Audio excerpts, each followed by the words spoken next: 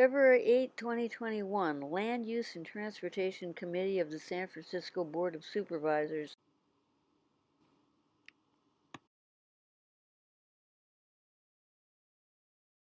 I am Supervisor Mirna Melgar, Chair of the committee, joined by Vice Chair Supervisor Dean Preston and Supervisor Aaron Peskin.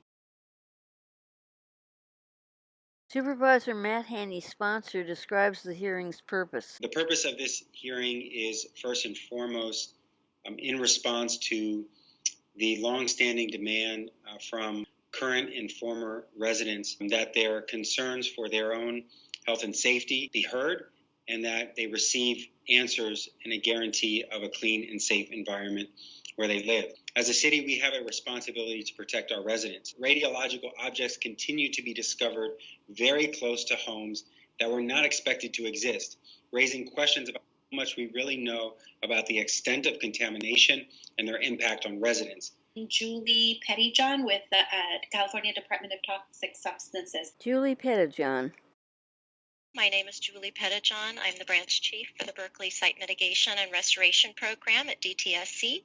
My program locally manages DTSC's work at Naval Station Treasure Island. Julie Pettijohn testifies into the official record. Treasure Island is one of the most toxic sites in California. Treasure Island is more burdened and vulnerable than 85 to 90% of other census tracts in California.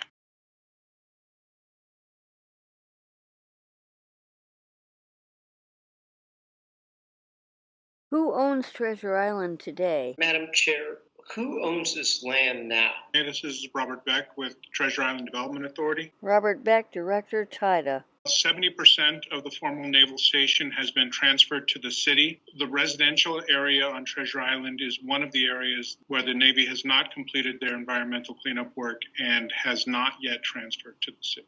The city does not yet own the residential community on Treasure Island because it is very polluted, and the Navy must clean it up. Julie Pettijohn from DTSC explains, it is the U.S. Navy's responsibility to clean Treasure Island up, and that DTSC oversees the Navy's remedies or cleanup. DTSC oversees the implementation of the remedy process. So remedies may include removal actions, treatment, installation of engineering controls, and or land use controls that have some kind of use or other activity restrictions. And that's to ensure protectiveness now and into the future. Pettijohn states that to protect Treasure Island residents, DTSC places engineering controls during the cleanup process. 1. Fences around cleanup zones to keep people out. 2.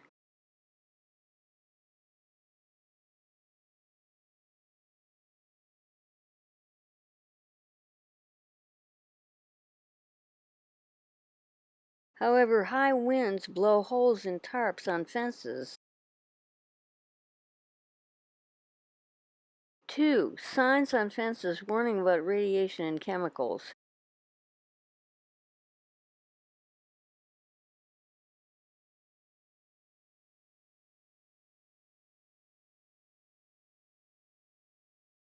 3. The Navy and TIDA warn residents not to dig in the dirt. 4.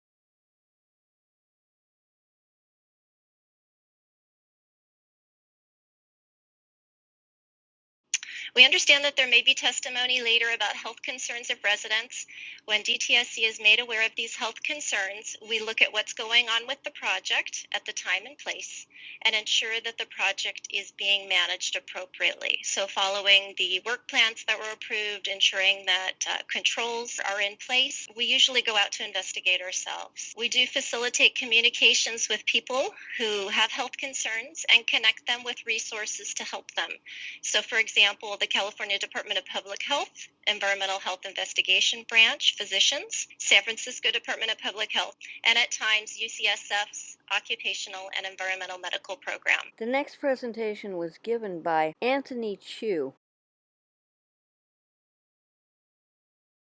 of the California Department of Public Health. The California Department of Public Health, Mr. Anthony Chu and Sheetal Singh. My name is Anthony Chu. I'm with the California Department of Public Health. I'm the division chief for the Division of Radiation Safety and Environmental Management. With me here today is Dr. Shito Singh, who is the Program Manager for Environmental Management Branch. CDPH roles, we serve primarily as a consultant to our Department of Toxic Substances Control, DTSC. We provide the technical expertise on radiological cleanup. We review the technical work plans, the cleanup plans, sampling plans. Plus, we analyze cleanup data to ensure that the site is cleaned up. We also conduct confirmatory surveys and soil sampling. We issue recommendations to close the site once the data are confirmed. There's been a lot of work that's been done on Treasure Island. We have a map here that shows Site 12 and Treasure Island. CDPH conducted a gamma survey of IRP Site 12. And this survey consisted of the streets on Site 12, and you can see the green lines here indicates the street. And in this survey, we did find 4 areas with elevated radiation levels, and subsequently we extended that perimeter fence of the contaminated areas out so that the elevated areas would be enclosed in the controlled areas. The California Department of Public Health found problems with the cleanup done by the Navy and its contractors. Sites were not properly identified with contaminant. They were not properly characterized. Also, in the past, there were inadequate oversight of remediation contractor. A radiological health branch did inspections of the contractor, and we found sometimes that there were poor maintenance of records. Some of the equipment may not be properly calibrated, and we did issue notices of violations. Sometimes our recommendations were not followed up or not implemented. How do you describe your understanding of a health risk to current residents? Sheetal Singh. I think there is no immediate risk to the residents living there. We know that there is radiological contamination at Treasure Island. It's present at IR Site 12. It's present in the SWDAs, which are still undergoing remediation. But these areas where there is known contamination present, there are engineering controls in place. So I'm talking about things like postings, things like fencing. So there should not be an immediate threat to the public, because the access on these sites is pretty restricted, as long as they're following the ground rules set up by TIDA. This is Anthony Chu. Is there radiological risk at Treasure Island? There is, because it is a contaminated site. So we acknowledge that, and we're working hard to monitor vigilantly on the cleanup of those sites. But radiation, the engineering control measures that's put in place, such as the distance, the signage, the fencing, that goes a long way in protecting the public and the residents there. Treasure Island resident speaks during public comment. Katrina, current resident. My retired parents moved down with me, and all of us have developed coughing and bronchial issues. We were not told when we moved in that there were potentially radioactive issues on the island. I remember when I first moved in being told not to dig in the ground, but no real reason was given as to why. I think we all find it here hard to trust the Navy and the assurances now that things are okay after learning that there were consistent lies from contractors previously cleaning up the island. And it seems like the Navy did not keep accurate records when they were testing and training with radioactive substances, which has made this process even more difficult. So, like Barclay, I would appreciate transparency as a resident and to have more information given in maybe less technical detail so that people who are not science majors with science backgrounds can understand what is going on. Next caller, please. Eric Brooks, coordinator, Our City. Hi, this is Eric Brooks. I coordinate the local grassroots organization, Our City San Francisco.